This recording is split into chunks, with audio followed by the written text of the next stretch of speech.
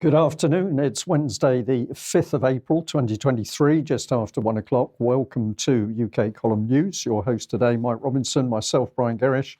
We are delighted to be joined by David Scott, bringing us northern exposure from north of the border.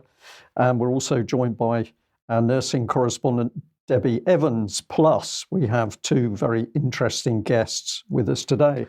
Okay, so let's get straight on. And David, the news from Scotland then. Here's Conor Gillies tweeting this out. Police evidence tent erected outside the home of former SNP exec Peter Murrell after he was arrested amid party finances investigation. And of course, that's not just his house, it's also Nicola Sturgeon's house. So it goes on to say the Glasgow property he shares with his wife Nicola Sturgeon is sealed off by detectives. And the police statement says this.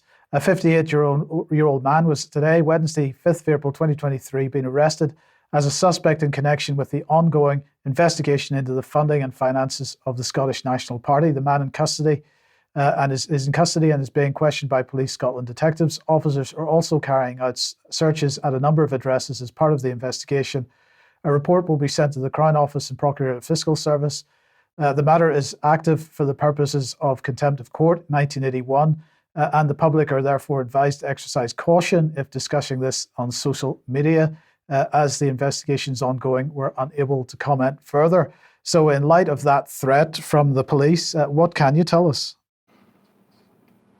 Well, the underlying complaint was made by a supporter of Scottish independence who donated money to an SNP campaign, which was raising funds for the next independence referendum campaign, and it raised £600,000.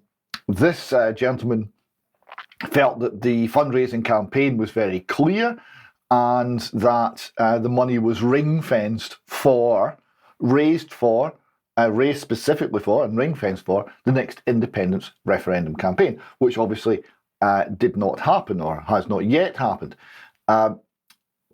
When the accounts of the SNP were published and there was something like £200,000 in the bank, people started to wonder where all the money had gone.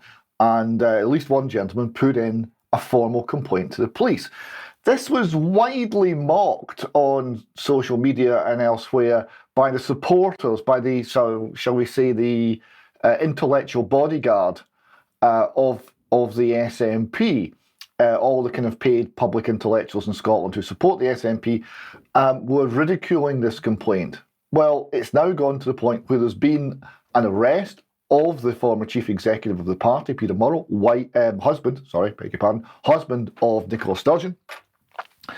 And we've gone from the new party leader, Humza Yousaf, talking about the SNP being a large tent, to a large tent, an evidence tent being camped outside Nicola Sturgeon's house. The raids are going on in other SNP premises and SNP headquarters. It is astonishing. And I would also point out that not only did Nicola Sturgeon resign only a short while ago, but the Chief Constable of Police Scotland also unexpectedly and suddenly resigned just before that. So there's been an awful lot of changes. We don't know how many of these things are related to the events of today. We obviously don't know. Peter Murrell has been arrested. We understand he's not yet been charged with anything. So we'll have to see how the process of the administration of justice proceeds. But astonishing events. And just one other thing I would say is the comment by Police Scotland there, essentially warning people about what they say in social media, is no idle threat, because Craig Murray, who was blogging, reporting on the trial of Alex Salmond, I thought in a very intelligent and informative and useful and helpful way, was convicted of contempt of court and sent to jail over his blogs. The accusation being that he had, in a jigsaw fashion, identified the complainants. But what he'd actually done is he'd revealed that all the people who raised complaints against Alex Salmond were part of Nicola Sturgeon's inner circle. And I think that piece of information was vital. It should have been known in the public domain, and was important for the people of Scotland to understand in order to assess what was happening to their political leaders and to their, indeed, police, judiciary and public prosecuting service. None of these things saved Craig Murray from having to spend time behind bars. So this threat from Police Scotland is no idle threat at all, and it's quite clear that drastic action would be taken against anybody, journalist or otherwise, saying the wrong thing about the higher echelons of the SNP and their leadership. Yes. I'll just add two things, David. One, of course, I think the jigsaw rule applies here, that even if you don't identify a particular person directly, if you share information via social media which links things together in order to point a finger, you can also be culpable and in deep trouble. So people should reflect on that. But the other thing that comes into my mind about this whole affair is how sad it is that at the moment we seem to go near the bigger parties. It's not unusual for there to be controversy about money coming in and where that money goes to. My mind goes back to UKIP in the very early days when there was huge controversy over a lot of funding coming into the Ashford call centre. But of course, we've also had the questions asked to the Tory party over large sums of money coming in from essentially Russian oligarchs. So not unusual for there to be controversy. Okay, David, any final comments? This is piling up a concern over the nature of governance in Scotland. We've had the Salmond affair, which was never really adequately resolved. And we've had multiple failures at the UK Supreme Court. We've had concerns over the way that they've adopted and absorbed the third sector, the charitable sector, in order to bolster Scottish Government policy, how they've captured the civil service in order to generate, bolster and propagate SNP policy. There are many, many things surrounding the SNP administration of the devolved government in Scotland that have been of great concern for a lot of time. Corrupt Scotland is the shorthand for all of this. Yeah. Not speaking about the current case specifically, but an overall view is corrupt Scotland is a shorthand for all of this. I think something needs to be done about it. I think we need a royal commission into the governance of Scotland. It is that bad. We do need to open the windows and actually let some fresh air in, let some sunlight in and see what's actually been going on. We know a lot of decisions are made without proper record keeping. We've found great difficulty getting answers to FOI requests. All of this sort of thing. There's a culture of secrecy, and many suspect a culture of corruption as well. We need to know, and this is just one more example of a culture which is extremely worrying. And I hope a broader overview will be taken of this, of the whole governance of Scotland, and something done so that the people of Scotland and elsewhere in the United Kingdom can actually understand what has been going on. Okay, thank you very much, David. Okay, let's move on then to TikTok and the Information Commissioner's Office. So they released this press release yesterday. ICO fines TikTok £12.7 million for misusing children's data. So let's look and see what they said here. UK data protection law says that organisations that use personal data when offering information society services to children under 13 must have consent from their parents or carers. TikTok failed to do that, even though it ought to have been aware that under 13s were using its platform. TikTok also failed to carry out adequate checks to identify and remove underage children from its platform. So here is John Edwards, the Information Commissioner. This is what he had to say. There are laws in place to make sure our children are safe in the digital world as they are in the physical world. TikTok did not abide by those laws. As a consequence, an estimated 1 million under 13s were inappropriately granted access to the platform, with TikTok collecting and using their personal data. That means that their data may have been used to track them and profile them, potentially delivering harmful inappropriate content at their very next scroll. So I'm going to suggest that this is not really about TikTok. This is actually an extremely political decision by the Information Commissioner's Office. It's political in the sense that, first of all, it reinforces the narrative to justify the ongoing online safety bill, which is at committee stage still in the House of Lords. But also it justifies the anti-China narrative. I'll explain why I'm saying that in a second. It was mainly because I wrote to the Information Commissioner yesterday and said, could you tell me, please, whether or not the ICO has fined Facebook or Instagram for permitting under 13s to use their platforms? And if not, why not? Now, that's a paraphrase of what I wrote, but this was the response I got from the Information Commissioner's Office.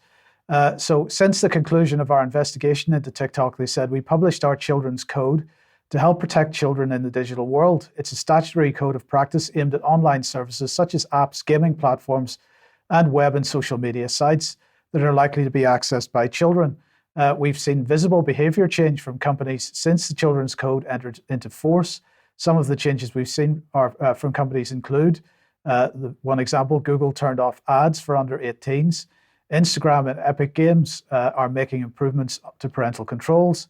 And Meta is developing new age assurance systems to improve identification of underage accounts and to improve age appropriateness of content. Now, you'll notice that none of those three items suggest that there are any fewer under 13 accounts on any of those platforms than there were when the Children's Code entered into force. We'll come on to that in a second. As with all of our work, they said, if we believe that people's rights aren't being respected and that this is causing harm or distress, then we'll investigate further. So what is the Children's Code? Well, it came into effect on the 2nd of September 2021. And this is what it says. You may have noticed changes to how children access or use certain websites, apps, games, or online products. This is because as of 2nd September 2021, online services need to follow a set of standards when using children's data. These standards are known as the Children's Code. But there's a problem here because the question is, why choose TikTok? Was it because TikTok was the most egregious offender in this case? Or was it because there's, as I say, a political motivation in targeting a Chinese company? Well, let's have a look at this from Ofcom. This was published in July 2022.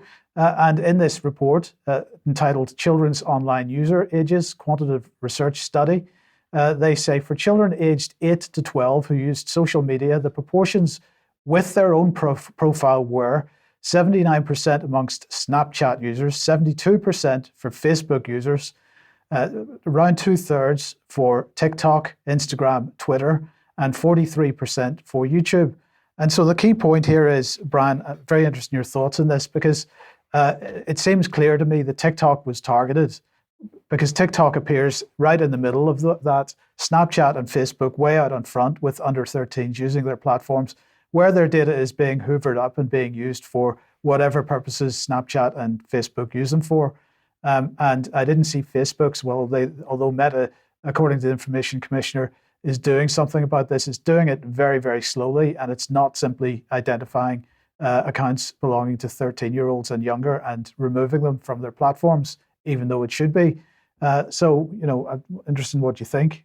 Well, I'm going to say we're seeing more and more regulators being used to enforce political agenda. And later in the news today, we're going to be talking about the MHRA, possibly one of the worst offenders.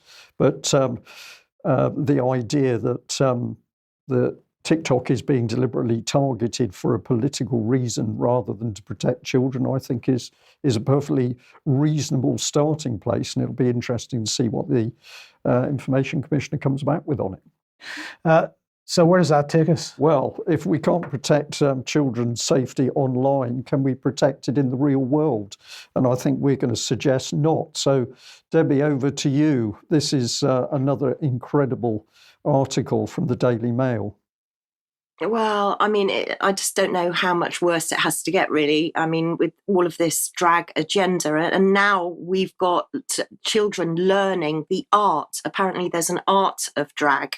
And so the Mail ran this story just recently of what's been going on in Northern California. And this was a 2-night workshop which was organised by the Young Actors Theatre, and it was billed as a safe place for campers to create their own drag personas. So this is the way that we're going, and then we've also got drag holiday camps, like summer camps coming up, and one in Canada that's coming up with massive, great big banner. I mean, you can't miss that, can you? Bright pink and bright purple. And you can see there that it's been supported by the City of Vancouver, the Canada Council for Arts, British Columbia. You can see them all there. But this is a junior drag camp, ages 7 to 11, and then a teen drag camp. So this is the way we're going. And for anybody that thinks that the UK is exempt, we're not, because next week I'll feature another company which is called Tart Productions, which is led by Ginger Tart, I believe, and she will be starting drag shows and queer camps for kids in the UK starting this year. So that's what we've got to look forward to. And that surely, Debbie, is grooming. Would for the man on the Clapham omnibus, that must be grooming of children. I mean, I'm speechless. I'm utterly speechless, and I see this whole trans agenda, drag agenda. I see, we're looking at transhumanism, and we're looking at transgender, we're looking at drag acts, we're looking at drag queer camps for children. And what parent in their right mind would send their child to one of those? Really? What times are we living in? Very, very strange times. I wasn't able to read the full article in the Daily Mail, so I don't know whether the Daily Mail is criticising it. But of course, if the Daily Mail is promoting events that are happening in America, then actually what they're doing, well, I've used the word, they're promoting rather than warning people what's coming. But to be fair, I need to get my nose into that article, and we'll encourage our viewers and listeners to look at that Daily Mail article. Now, on this subject, I'd like to say a very big thank you to a long-term viewer of the UK column who's based down in Cornwall. And the individual, I can say it was a lady, highlighted this document to me a few days ago. It's by Policy Exchange, Asleep at the Wheel, an examination of gender and safeguarding in schools, by a lady called Lottie Moore, with a foreword by Rosie Duffield MP. Now, I have spent a bit of time on this document. This is the author's details, a research fellow at Policy Exchange, previously worked as policy manager at Public Policy Projects, as well as holding research positions at SOAS and University of London. She's a master's degree in Society and Belief from Oxford University. That's a tremendous degree, and a bachelor's in political theology from Bristol. So what is this about? Well, it's about what children are being taught in schools, and many people have taken it in a positive way in that they believe that there's a real attempt by the author and the MP, Rosie Duffield, to alert the public as to what's happening. I'm not so convinced, because I think it's more subtle. However, the document does do some good in highlighting things that I think our audience need to be aware of.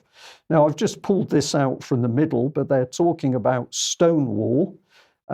This particular section starts by 2015. Stonewall had been endorsed by thousands of schools in UK and had a close working relationship with many government departments.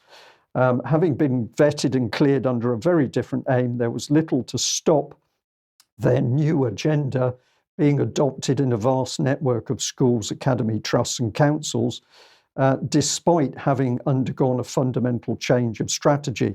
So on one hand, the document is sort of just spelling it out quite casually that Stonewall has been doing all this work, but it does raise some questions that there's been a strategy. If I blow this section up, we can see a bit more about this. The conflation of their LGBT mission with their new mission for transgender rights enabled Stonewall to retain their influence. In 2015, the Department for Education and the GEO announced a joint $2 million for 8 organisations with the aim of eradicating HBT bullying I think I'll define that in a minute. We'll come on to that, hopefully. Stonewall received the largest share of the fund, nearly 500,000.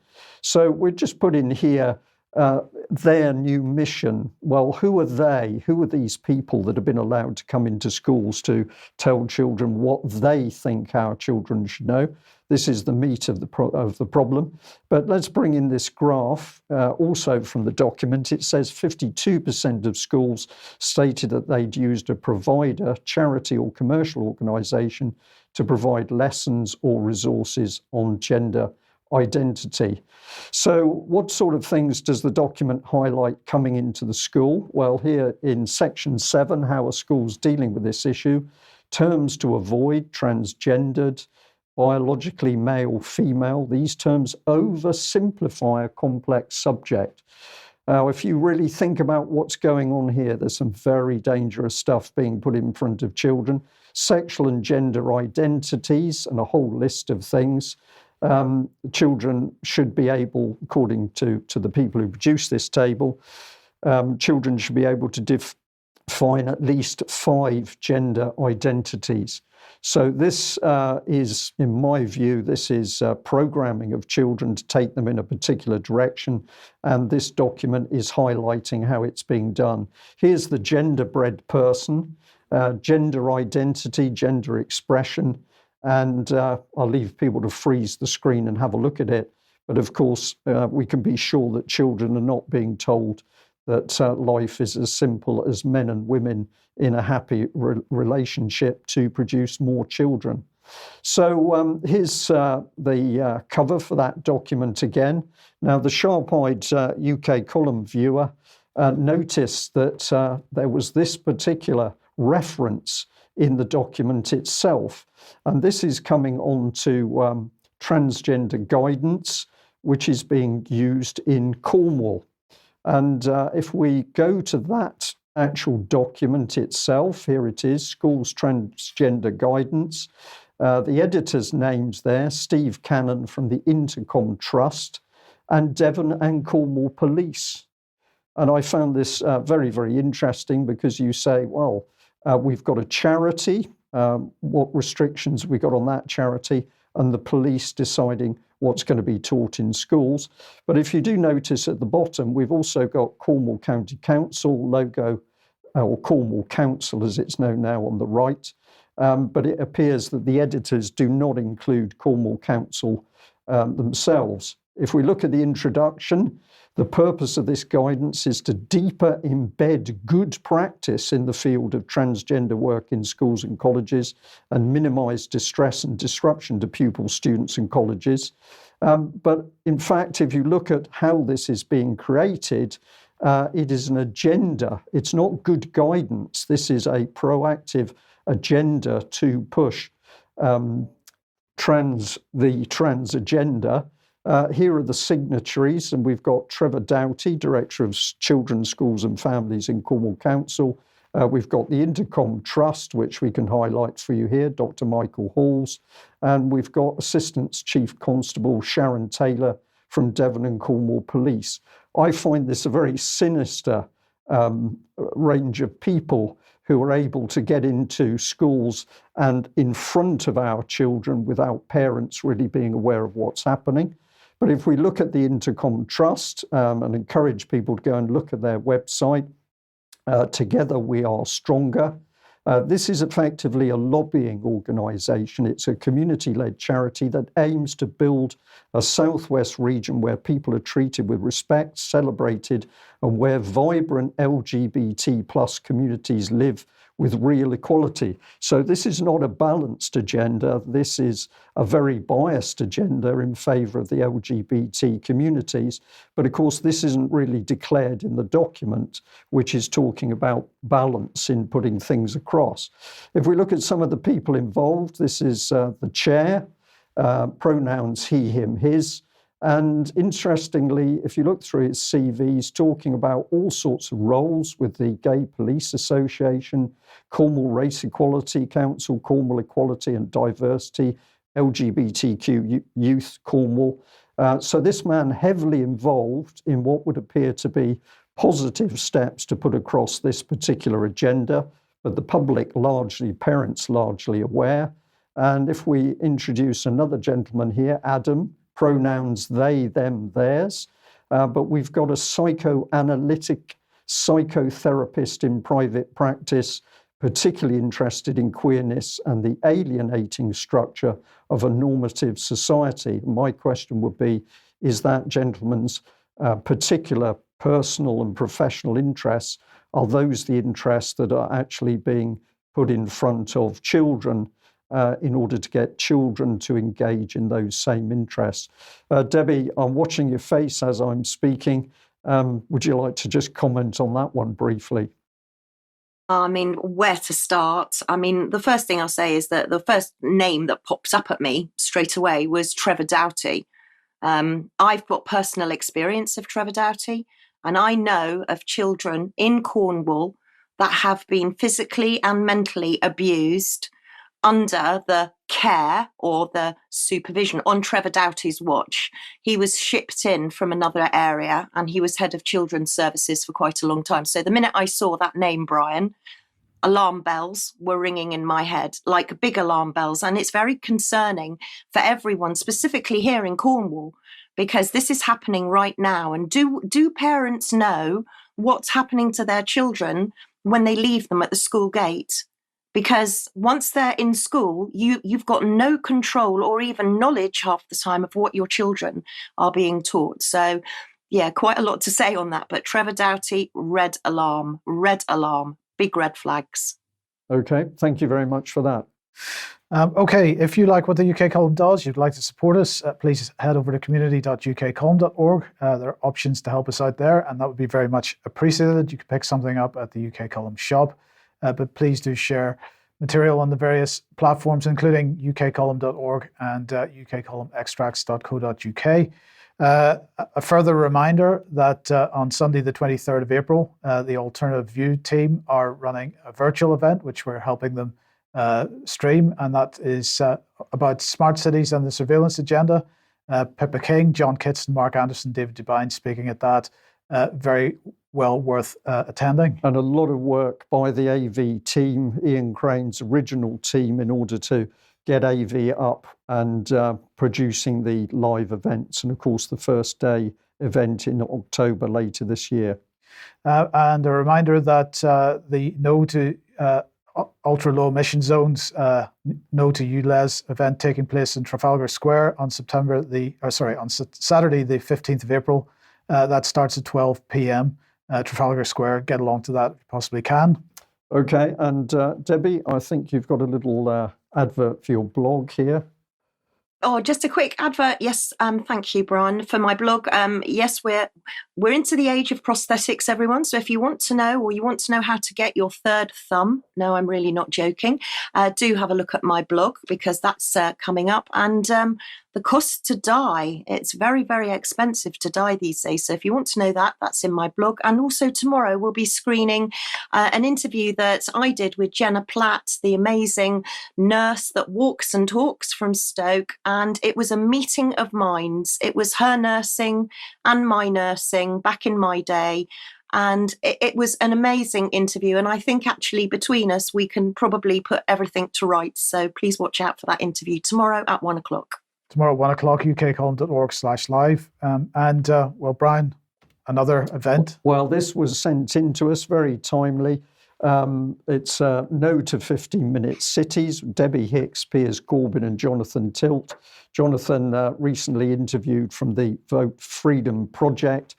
So Saturday, the 29th of April at 12 p.m, people gathering New Street, Huddersfield, obviously to make their views felt about 15-minute cities. So very encouraged by this. And the person who sent this to me said, Huddersfield is not a place that gets a lot of mention. So we're going to give Huddersfield a mention today and say well done for the team there for standing up.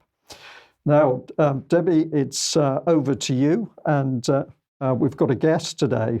Would you like to introduce our guest? Indeed. We have Cheryl Granger with us today, and I'm sure everybody will remember Cheryl from the MHRA board meeting. Is that where we're going? Yes? No? We're not? Brian? No, we were going to introduce Sandy first of all. Oh, sorry. To obviously you carry on. comment on the 15-minute cities. So I know you have a lot of information in your head. No problem there. Sandy, welcome to UK Column. And we really wanted to say to you, well done for all your good work in Glastonbury and talking to the Glastonbury Town Council about what's coming. So welcome to UK Column. Tell us what you've been up to and how you think things are going at the moment. Well, it's interesting. I mean, that was all a big... I had no idea I was being filmed. I thought I was only going to speak for 3 minutes. Someone else had spoken about the 15-minute cities, my friend Leela, who'd done an amazing job. And I thought, well, what do I talk about? So I just went for it because I've had a long-standing kind of battle with the Glastonbury Greens for over 10 years. And so I kind of gave it to them, and they just actually just listened, which was interesting. And I gave some documents out, and I had no idea that it would gain so much traction. Of all the stuff that I've been doing over the last 15 years, those 15 minutes did more than anything else I've ever done, which was extraordinary. So since then, there's been a resounding silence from the council. They promised us a meeting, and they said they wanted to get a citizens' assembly together, which is not the best way. That's all Delphi technique, as you know. So I happened to collar the mayor in the pub the other evening, and it was quite shocking because I collared him and I said, "Look, you haven't answered any of our emails." Incidentally, they went unitary on April the 1st. So no, he's not the mayor anymore. We've now got the deputy mayor, who is actually an XR. She's now the mayor.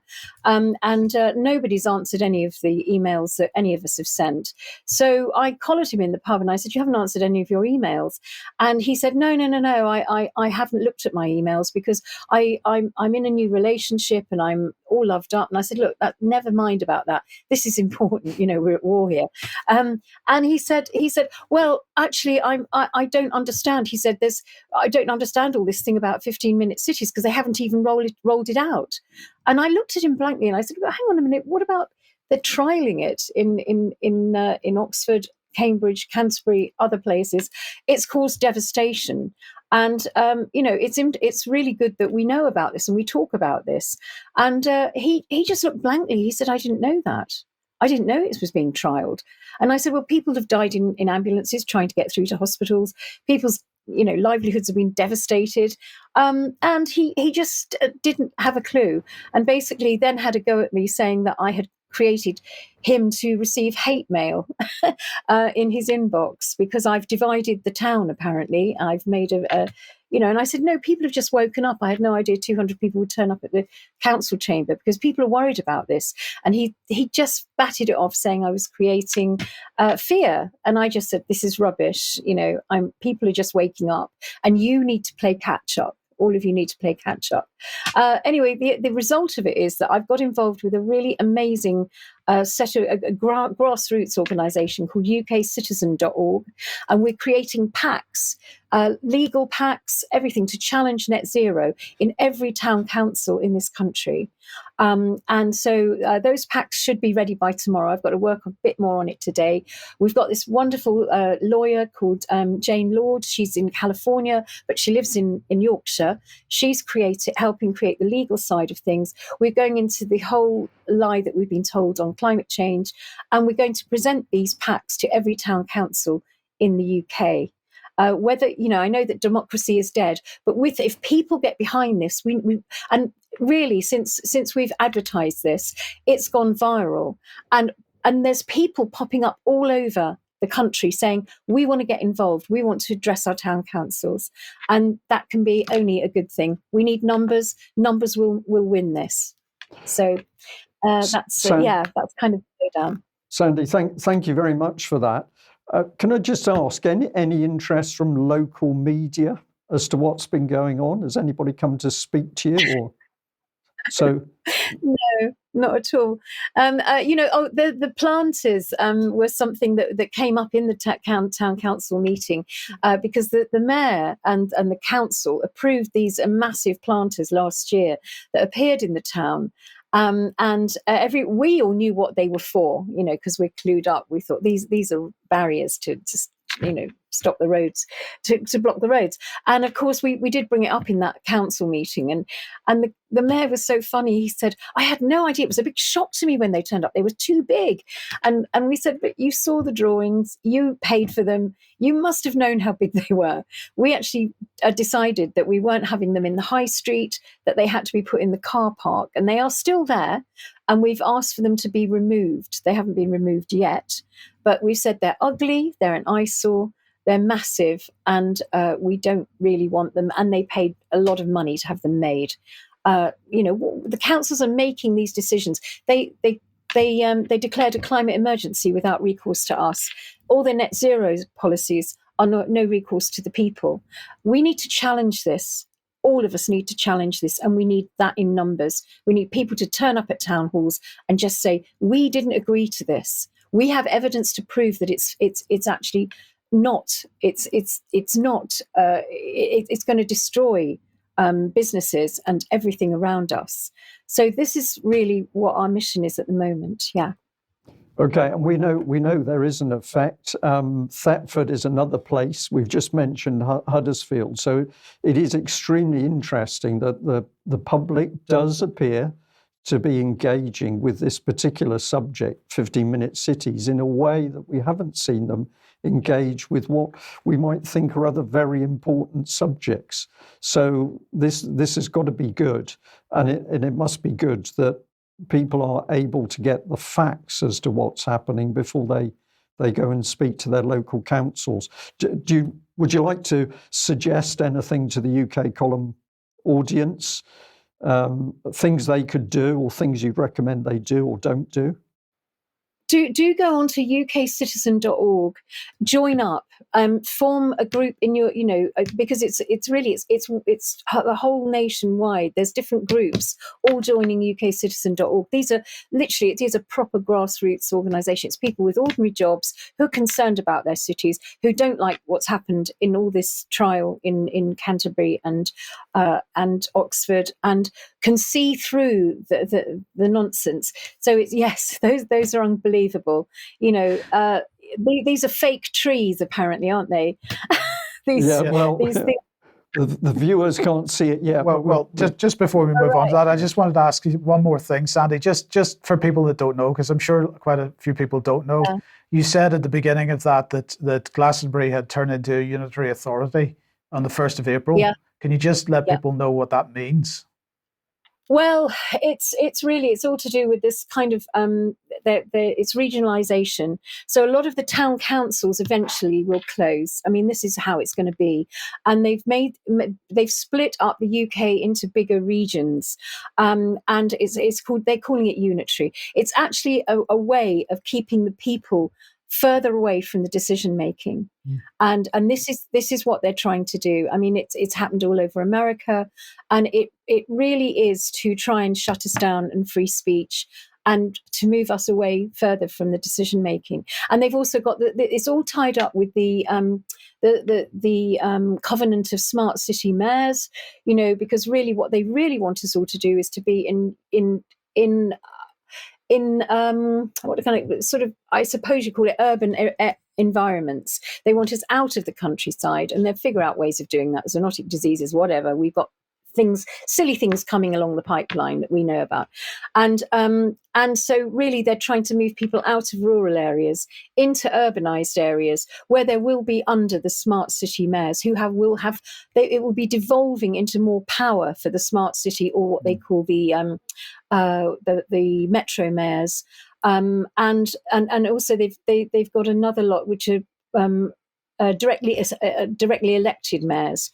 And I think that's where a lot of the mayors who are in town councils now, if they're going to be career politicians and they're into this whole green movement, they will be joining all of that, because it's all about the green policies that they're trying to bring in to really control us all. Yeah. Okay, thank you. Sandy, and you're going to be joining us in extra time so we can have some more discussion on this. And well, let's go back to Debi, because, well, at least they're getting real trees proposed there in Glastonbury. But what are you seeing coming in? Oh, well, I mean, it doesn't get any more unbelievable than this, really. So, I mean, Sandy, I'm really sorry, but your planters, they've got to be better than what's coming, which is liquid trees. I mean, do you know what? All I'm going to say is you can see the picture on screen. Shall we run VT? There's a very short video clip which might show people what Debi, these liquid trees are. Do you have it? Unfortunately, we don't. But we will cover it another time. Yeah. Okay, well, just to let you know then, this is microalgae. It's all to do with oxygen production, and these are big plastic tanks. Started off in Serbia, apparently for clean air, because the air pollution's so bad, we've got to have these liquid trees. So I don't know what to say. No. I don't know how much weirder it can get, to be honest. Yeah, indeed. Okay, and the next part is that you've been having a look at Natural England. Well, who's heard of Natural England? You know, I thought I had heard of them because it's one of those names, you know, like the National Trust. You kind of think you know about it. But I didn't actually know that this department existed. And let me just tell you a few very quick facts about Natural England. They've got a budget of 198 million. They're 90% controlled by DEFRA and funded by DEFRA. They're branded as the executive non-departmental public body sponsored DEFRA. They've got 2,000 staff and their HQ is in York. Marion Spain is the CEO. Now, she's got environmental agency background and Imperial College. That reminds me of Neil Ferguson and many others. And also the other chap that's in charge is Tony Jr. Child campaigner of Friends of the Earth. Now, yeah, I'm afraid we've Looks lost. like we've got some problems with your sound, Debi. Yeah, we've lost Debi for the moment. So let's. Oh, that's unfortunate. We can just go through this segment here. Just 2 seconds. We're having an interesting news today.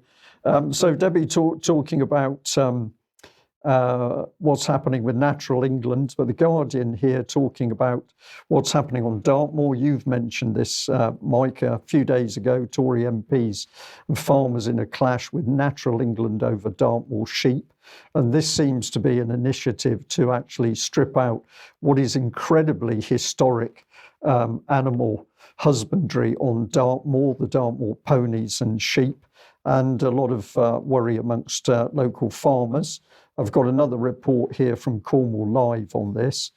This is Moore's plan leaves Cornwall farm families fearing for their livelihoods.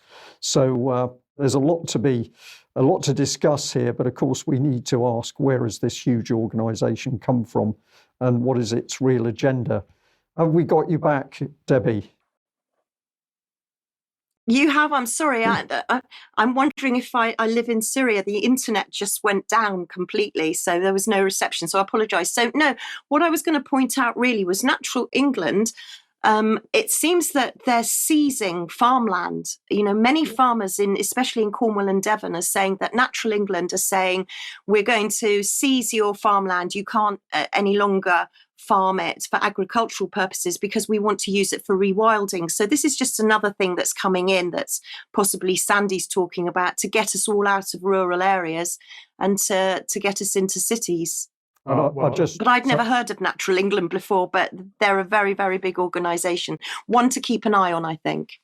Okay, I was just going to add that many years ago, the government brought in SSSI, areas of special scientific interest, and good farming land on farms and estates was designated SSSI overnight, and farmers were not allowed to use that land. The government promised monetary compensation, But in many cases, that compensation was never paid, and the farms or the working estates went out of business. And I can see the same heavy-handed tactics coming up with this one. And they're using SSI again to do that in this case. So at least as far as the Dartmoor issue is concerned. Yep. Okay, Debbie, let's move on to the MHRA then.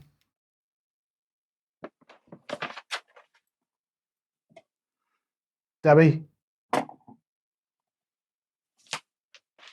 Right. Well, we seem to have lost Debbie completely again. So, well, I think we should bring in Cheryl, our guest, and we're going to say to Cheryl, help us out with this segment, because Debbie's produced a lot of material here, but ultimately we want to be able to get your comment on what we're seeing. So, welcome to UK Column. We're having an interesting news today. Thank you very much. Thank you. Basically, Debbie found a video on YouTube, which was Dame June Rain speaking at a Welsh assembly of the Yellow Card department there. And it came out with some quite surprising comments. So Cheryl, if we play those two, we've got two video clips. We've got one which is a group of very short clips put together, and then we've got a slightly longer one. If we play those two clips, and then we'll bring you back on, and we can get you to tell us what you think is important with those video clips, and then we can work our way through some of the slides. So let's have a look at the first of the video clips. We started really with an ambition to be flexible, a regulator, to use new technologies like the Yellow Card app. This is a complicated slide, but it depicts 4 tracks of safety monitoring from the yellow cards, the spontaneous data on the left, where we were using artificial intelligence for the first time. Having modelled about 100,000 reports, we received about 500,000 in a reasonably short space of time. So artificial intelligence there helping us. Setting up a cohort, the Vaccine Monitor, where people volunteered to help. 2,000 pregnant women volunteering to share their data, giving us a denominator. And then investing in rapid cycle analysis alongside collaboration with the London School of Hygiene and Tropical Medicine, a tool first piloted in CDC in America, but enabling us to use clinical data rapidly, repeatedly, to answer questions such as Guillain-Barré and Bell's palsy. And of course, all of this accompanied by specific epidemiological studies. Everyone knew that there would be issues to test that we were expecting, like Bell's palsy, but we needed to be as ready as we could to provide a definitive answer. And I would like to mention a particular signal, reports of thrombosis with low platelets, thrombocytopenia, which really challenged all our capabilities. So quickly identified as a concern, unusual clots in the brain, cerebral venous sinus thrombosis, and the health professionals involved were quickly able to look at as many as 300 cases gathered quickly, and again show that propensity for the cerebrovenous sinus site to be where the thromboses occurred, and to look at how these should be managed to minimise the risk. Anyone developing a headache to seek advice if this lasted longer than 4 days. But we can go further, and we are going further, to research the mechanism of vaccine-induced thrombosis with thrombocytopenia. Ideas around the PF4 actually reacting with the viral vector to produce immune complexes, and to understand why this might result in these blood clots. Very difficult to treat, have to be anticipated early, and active decisions made about management. Why doesn't it happen more? Because it's really extremely rare, around 15 per million. So this is where science that delves into perhaps a genetic predisposition will unlock the answers, because viral vector vaccines are going to be a feature of health interventions in the future. We knew from our yellow cards that there was an age distribution. More common the younger you got.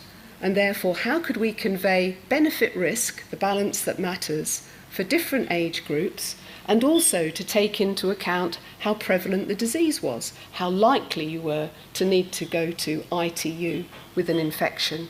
And so this was the rather elegant model that helped you to see that the younger you got, that risk-benefit balance was going to be much closer, much narrower.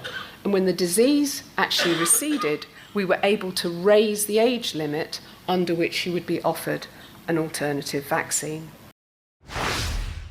So, Debi, I think we've got you back. You discovered that video of June Rain speaking. It had only got a few views, I think 4 or 5 views, but you quickly realised the significance. We know that some of our audience have got what was actually said in that, because she's casually admitting they knew there was going to be problems.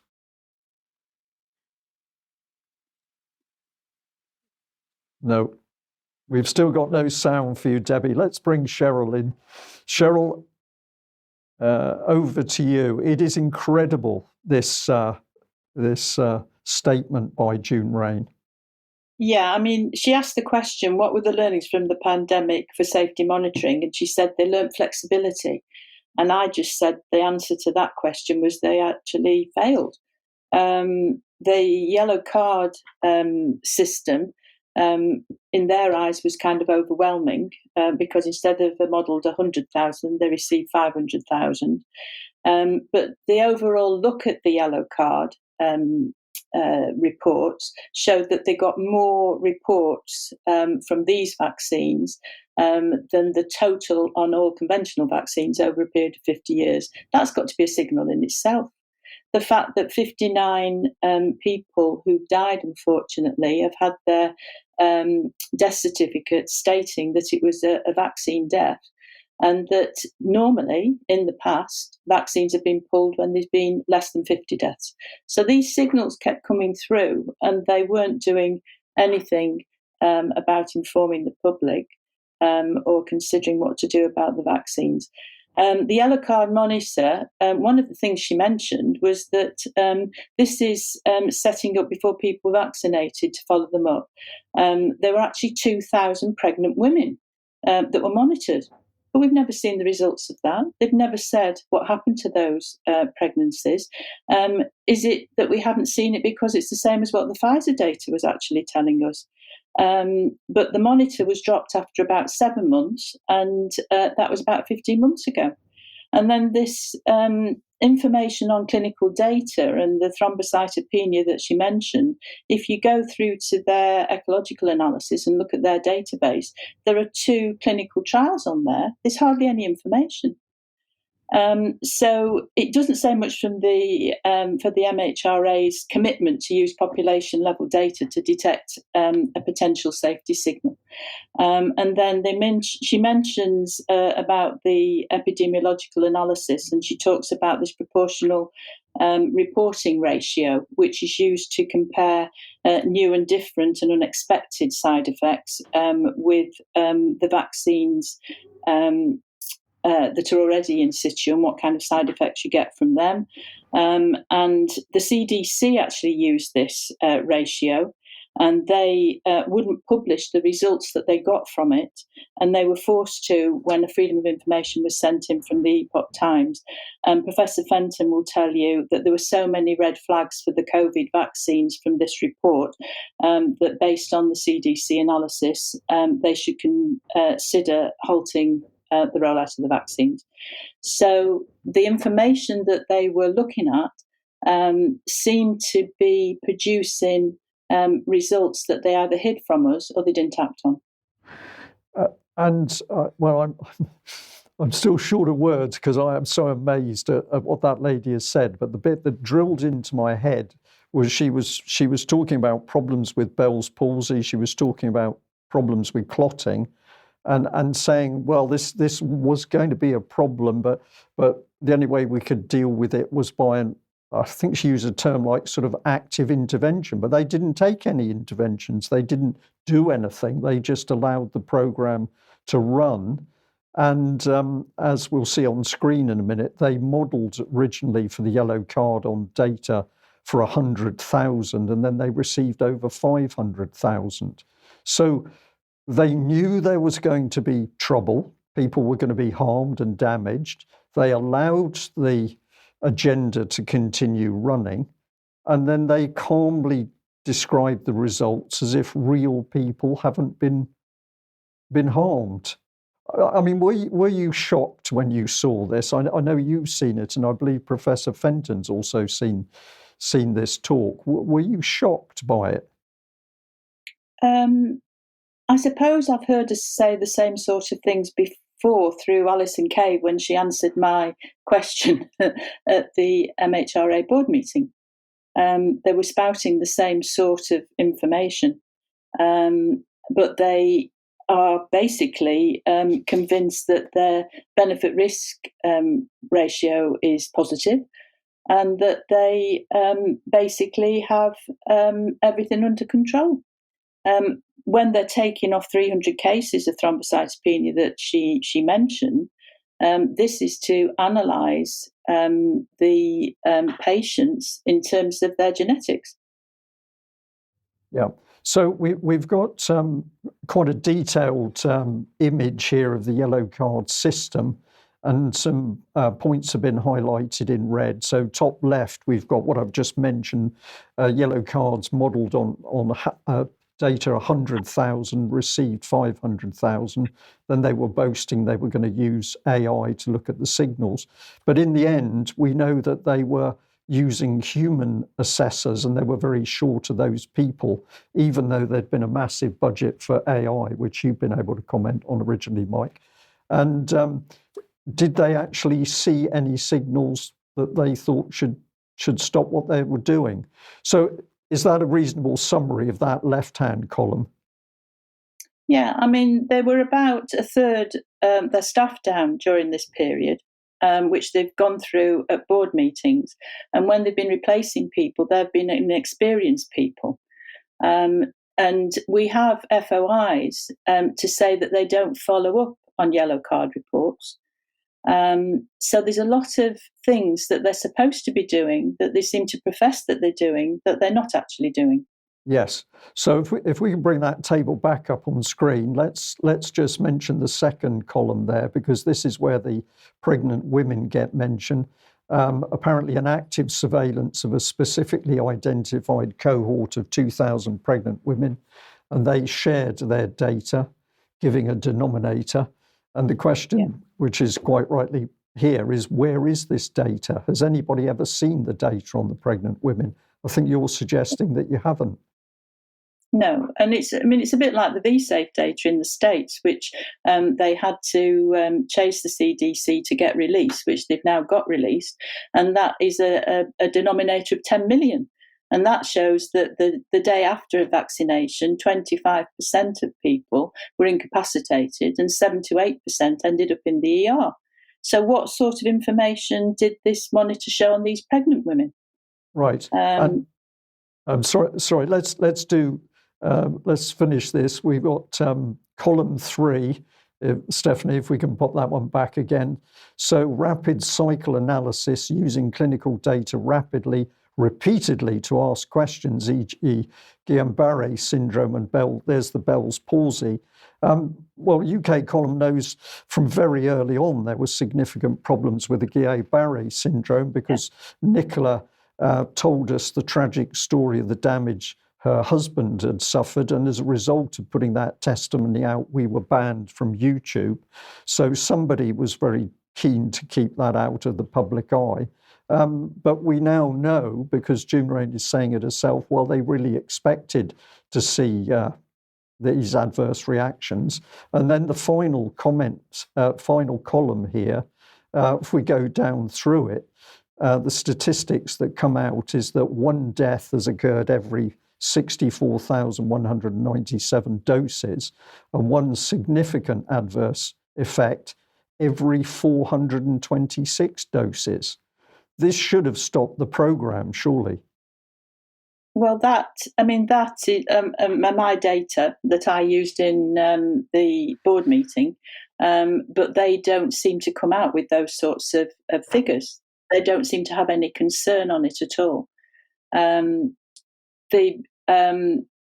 One serious adverse reaction in 426 doses is quite a worrying piece of statistic that should have stopped the vaccinations. Indeed. I'm assuming we still haven't got Debi. We'll try one more go. If not, I'll do my best to work through the slides. Debi, can you hear me? I don't think so. No, okay. Right, let's watch the second video clip. Indeed, let's watch a second video and then I'll work through the slides that we've got. Okay. A groundbreaking piece of work, nearly 20 years ago now, estimated the proportion of hospital admissions due to adverse drug reactions, and it was an astonishing 6 to 7%, much in line with other international work. Responsible for deaths in a small percentage, 0.15, but importantly, around 2/3 were classified as avoidable. A further piece of work looked at the kind of data when a medicine comes off the market, and clearly, spontaneous data, those yellow card reports, are still the mainstay, the evidence base that we need to use, and therefore all the efforts that the Yellow Card Centre Wales makes are really extremely important. Here again, I pay tribute to the work of the Yellow Card Centre, making sure that good data were always available to advise on drug-drug interactions, so that good advice could be given to those contemplating using Paxlovid, which has been the most commonly used antiviral. And to date, we've had a very small number of suspected adverse reactions. When I looked, it was 2 out of 1,000 reports on Paxlovid. Might have grown since then. So really important to see you can make medicine safer by anticipating these risks. And you can see quite a lot of numbers here, but I think one of the messages is in data linkage, we will get even more power from having 60 million patient lives in our data set. And I know that Wales contributes a lot of data to CPRD. It would be fantastic if we could have linkages with data sets here in Wales. We've talked about transparency already today and the importance of public confidence. And here our chair, Munir Mohammed, going out there to communicate the risks and how the decisions are made. It has a downside, though, with demonstrations outside our offices. This particular occasion, you can see, was quite an assertive demonstration, and I think it was the 4 burly Met officers that came off worse while we were hiding under our desks. So transparency does have a downside, but thankfully there are ways to anticipate and take appropriate actions. I think I would argue that it was the lack of transparency that caused the demonstrations in many ways, Cheryl. But it was interesting, she said 60 million in their data set, so she was very pleased about that. But of course, that's relying on people being guinea pigs on behalf of the MHRA. Yeah, they actually say they've got 60 million there already, and they've got 3 billion consultations recorded. But they're aiming for 60 million, which is all of us, isn't it? We're going to be recorded from birth onwards. So it's that's quite a frightening prospect to me. I signed the GP information to say I didn't want my information passed on to anybody a few years back, which I know a lot of people have signed, but I don't think that's actually taken into account anymore. That has obviously not got any significance. But I thought it was very interesting when she started saying about the downside of being open, of being transparent, was that we had demonstrations. I actually went on the protests. It's the first time in all my years I've ever been on a protest, but I went on quite a few. And they were very friendly, very well behaved set of people who were just speaking their views. They wwere always on a Saturday. And that's what I've asked there. She was hiding under a desk on a Saturday, so she was a good girl. She was working the weekend. But I just found that it was peculiar that she linked it back to the introduction by Mohammed at Downing Street on the 2nd of December 2020. He then told us that the vaccines were 95% effective. They have safety that is similar to the other vaccines. Mostly side effects are mild. Surveillance will be done by the yellow card. He talked about monitoring programs and invited people to join it. And he basically said these vaccines will save lives in a once-in-a-century pandemic. So that was the transparency we got from him, that then she connected to the protest. And Cheryl, just to highlight it for the audience, Sir Munir Mohammed is the chair of the Commission on Human Medicines, and that organisation actually holds ultimate responsibility for patient safety. So June Rain, deferring to him, of course the MHRA has also got responsibility, but they try and slope shoulder. It's Munir Mohammed who's going to be the man looking after safety, but he has never done so. And in emails, which I know Debbie Evans has sent in his direction, he's always effectively given a stonewall answer.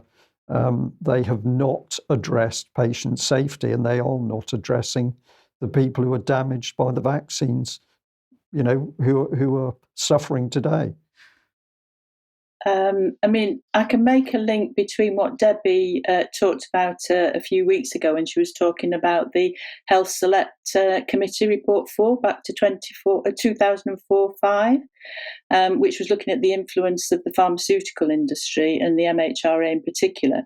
And in their government guidance on that, they said the government agrees that the regulatory system of the MHRA should be as open and transparent as possible, and the public should have access to information on individual application and the data supporting authorisation. So the government was calling out for the MHRA to be transparent. Yes. Don't know what happened to that. Well, no. If we just bring up another slide on screen, we've obviously got the lovely June Rain there speaking in the background. But what was being talked about, new products reaching patients with more uncertainties. Think about what that means. New products reaching patients with more uncertainties, more knowledge gaps, need the bedrock of safety systems could quickly and rapidly identify emerging risks. So it's admitted that these products are coming through. There's uncertainty about them. There's gaps in the knowledge, and that they need to be doing more to address the risks, which clearly they're not. And we've got another slide here, which is just highlighting that 60 million lives on the data set. And of course, this is the big thing about MHRA, is that they are openly saying that they are looking forward to their role as a global regulator. So they're not, in the first instance, interested in protecting people in UK from damaging pharmaceutical products. They are interested in working with the pharmaceutical industry in order to have a global enforcement ability. I don't know whether you'd like to comment on that role, Cheryl, but I find it amazing. Yeah, and I think what they're trying to do is they're trying to get everybody's details, everybody's data, and then they're trying to analyse who's going to have a problem with a manufactured product. Instead of in the past, they did clinical trials, they found out who was contraindicated to take it and they didn't let them have it. Now we're going to try and keep everybody taking something by tweaking doses and what have you, identified by the data that's been given to analyse genetics. Yes. Okay, Cheryl, thank you very much for that. And I'm delighted that you're also joining us for extra time so we can have more discussion on this in due course. I'll just very quickly finish this. Well, hold on, because I think Debbie has changed computers, so maybe we can we hear you again, Debbie? No. I don't know. Can you hear me? Can you see me? We've had power blackouts. We've had internet blackouts. You can. Thank you to Cheryl for standing in. And can I just say that YouTube, only 5 people had seen it when, and you have to go really bury down at the bottom of YouTube. Please, can everyone share that YouTube? Because June Rain is making, as Cheryl's must have said, although I didn't hear, some remarkable revelations. So, but we'll talk about it more in extra if I'm still here.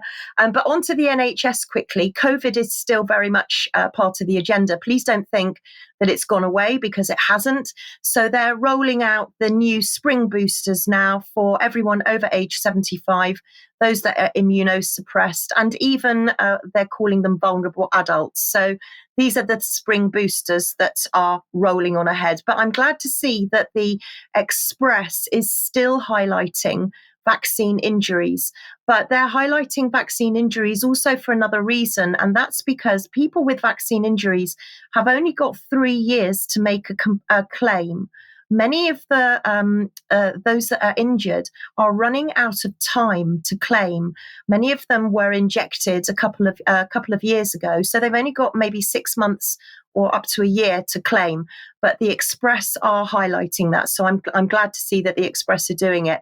But also very important, and this is like super important, everybody, the WHO have now revised their COVID vaccine guidance. So now they are recommending that healthy children and adolescents may not need a shot. So basically they're saying, as we've always known, that children are low priority. They don't need these vaccinations. They don't want them. So please, parents, please bear that in mind. The WHO has revised its guidance. Also, quickly flipping on to something that we've been warning about for a very long time. It was in the NHS long-term plan. And here we are now looking at personal budgets. Now, they're starting to roll these out now. Personal budgets aren't anything new. They've been around for quite a long time, mainly for people with vulnerabilities, but they're very, very complicated. It basically means that you're rationed. You get given a specific budget for your care package, in inverted commas, but then you almost have to become an accountant. You have to keep receipts. You have to justify what you've spent on. And if we're all going to get personal budgets rolled out, how many GP appointments will that mean a year? How many operations, if we need them? What kind of level of care will we get? So personal budgets are going to be a thing for the future. So watch this space. And then anybody, please, that's coming down to the... Well, there we are. She's going to say anybody who's coming down to the southwest, you're being warned of NHS pressures from Easter. So the story about the pressure on the NHS, the collapsing NHS, is continuing. We'll leave it there. Debi, hopefully we'll get you back in extra time and we can have a sensible conversation on high technology in 2023. Yes, third world country we're turning into. But anyway, right, let's go to Finland. Go to Belgium, actually, and NATO headquarters. And the BBC was extremely excited about the fact that it was such a sunny day and the gleaming building, the gleaming NATO headquarters, was auguring in Finland's new membership to NATO. So they joined NATO yesterday and they raised the flag and played the national anthem. It was fantastic stuff. So we have a little bit of video here of the Finnish foreign minister handing the various paperwork over to Antony Blinken. Let's have a look. Finland's instrument of accession to the North Atlantic Treaty. Please, Secretary Blinken. Thank you very much. Well, with receipt of this instrument of accession, we can now declare that Finland is the 31st member of the North Atlantic. Thank you, Frank. I'm delighted to receive this on behalf of Finland. Thank you. Thank you very much. Thank you. Thank you. And then we welcome Finland to the alliance. So there we go. That was extremely exciting. Finland has joined. But in the meantime, Jens Stoltenberg was busy also looking at members from the Indo-Pacific region. So that's not the correct video you have there, Stephanie. If we have the other Stoltenberg one, that's the one. Brilliant. Let's have a listen to what he had to say, because it's not just Ukraine and Russia that we've got to worry about. We highly value the partnership with the Indo-Pacific partners of NATO, Australia, New Zealand, South Korea and Japan. And in a more dangerous and unpredictable world, it is even more obvious that security is not regional security is global. What happens in your region, what happens in the Indo-Pacific matters for Europe, and what happens in Europe matters for you. And I think the war in Ukraine demonstrates this very clearly with its global ramifications. The fact that we also see that China and Russia are standing closer together makes it just even more important that we are standing together as partners, NATO allies, and you as four highly valued partners. So NATO expansion, not just in Europe, but also into the Southeast Asia as well. I think it's very clear this is the rules-based international order marching towards a global military system. And of course, anybody who's not in that system will be the enemy. This is where it's going. Yes. Now, water quality, and you might wonder why water quality has got anything to do with Russia or China or NATO, but let's just listen to Therese Coffey yesterday, who was talking about how they're going to deal with pollution in water. We all agree pollution is simply not acceptable. So we will penalise polluters, making it easier for regulators to do that job. We'll get farmers the kit and support they need to manage the slurry and reduce the runoff. And we will tackle every other source of pollution head on, including runoff from our roads, banning those wet wipes that have plastic in them. It's great that some retailers have already got the message from previous signals, and we're going to complete the job by delivering the regulation. So she was on Radio 4 this morning explaining how they're going to ban wet wipes. And it just... This is bad. Oh, it's very bad. It's very bad because, of course, the next time those nasty Russians come and try to poison us all with weapons-grade Novichok, what are we going to do about it? Because if you remember in 2018, the advice from Dame Sally Davies, the Chief Medical Officer, was that if you got some Novichok on your clothes or your bag or something, my advice for any individual, wash your clothes and wipe down any personal items, shoes and bags with cleansing or baby wipes before disposing of them in the usual way. So if they get rid of their wet wipes, we're in trouble. But anyway, the question or the issue that she didn't raise, which I'm going to raise now, is the issue of face masks, because of course plastics in baby wipes and microplastics being generated by washing machines is a very bad thing, except when it comes to pandemic face masks. Which Natural History Museum which are everywhere. They're absolutely you can everywhere. still see them everywhere. Yes, in urban areas and in the countryside. We're awash. Disgraceful pollution. Yeah, indeed.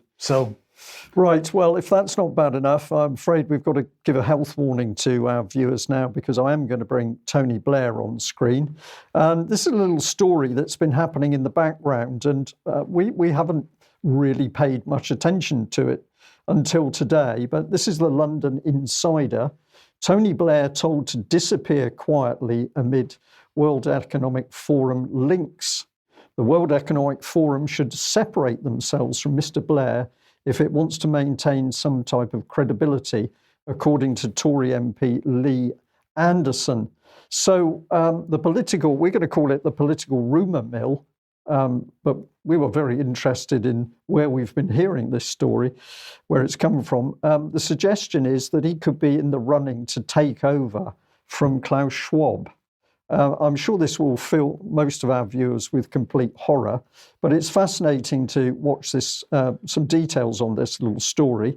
This is the MP who's quoted there, the Ashfield MP, and he is actually working with the Express at the moment, answering questions from the public. So viewers might be interested to know that they can apparently write into the Express to Lee Anderson and get a response, ask an MP. But this is the sort of thing he was saying about Mr. Blair. We're going back to January 2023. I encourage the World Economic Forum to separate themselves from Mr. Blair if it wants to maintain some sort of credibility. Tony Blair was responsible for the state of Britain's economy in 2010 and even admitted his government failed to understand the complexity of the financial sector or foresee that it was on the brink of crisis. So some pretty basic Tory Labour comment there, but it's certainly pointing a finger at Tony Blair. He also dragged us into a pointless war that cost 179 British lives on the battlefield. So this man needs to disappear quietly to a place where he has no influence at all. Well, I think many people would agree with that. If the World Economic Forum wants to have any sort of credibility, they will distance themselves from this out-of-touch political has-been. He might be a has-been, but he seems very dangerous. Let's have a look at this little video clip of Tony Blair talking about unforgivable politics. Albert was talking earlier about the politics of the situation, and I think there's sort of unforgivable politics and forgivable politics. The unforgivable politics is turning a public health issue into a political issue. I mean, I remember at the beginning of the onset of COVID, people saying, well, what do you think of the politics of COVID? How serious is this disease? And I was like, well, you asked me about the politics of the disease. I mean, it's a disease. I don't know. You go and ask someone who knows. So what's unforgivable is turning things like whether you wear a face mask or not into a political issue. That is unforgivable and stupid, right? But there's a forgivable politics, which you see also, by the way, when it comes to Russia and Ukraine and energy prices. If you're a politician and you're facing an election and you've got the ability to vaccinate your people, you're going to vaccinate your people first, right?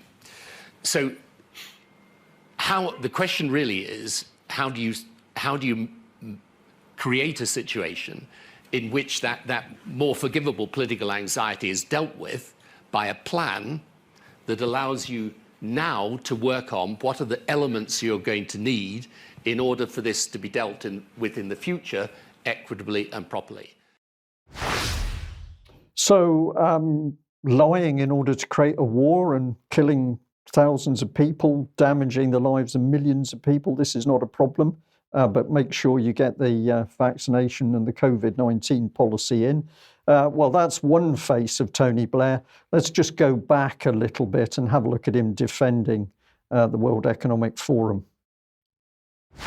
Let me ask you finally, as our final question, about the point of Davos all these years later. You know very well that Davos is considered the sort of hobnobbing of the elite, the very people who threw so many millions of people around the world into the calamity that they find themselves in now and led to the rise of populism. Let me just play you this little soundbite from a guy who's kind of gone viral right now, Anand Giridharadas, who's just written this book, you know, Winner Takes All, the charade of the global elites. Look what he just told me. I think Davos should end. I think it should be canceled this year and should end going forward. It is a family reunion for the people who, in my view, broke the modern world.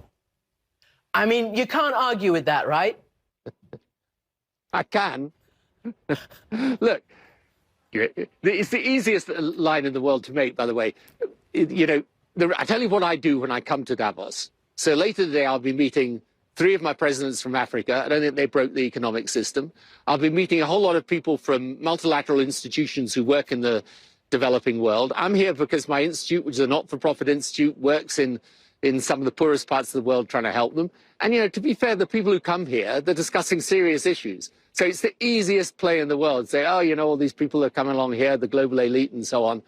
And by the way, you know, these arguments about cultural identity and nationalism, in my experience, you've got elites on either side of the argument. So, you know, Davos, it is what it is. It's an opportunity for people to come and network on issues of importance.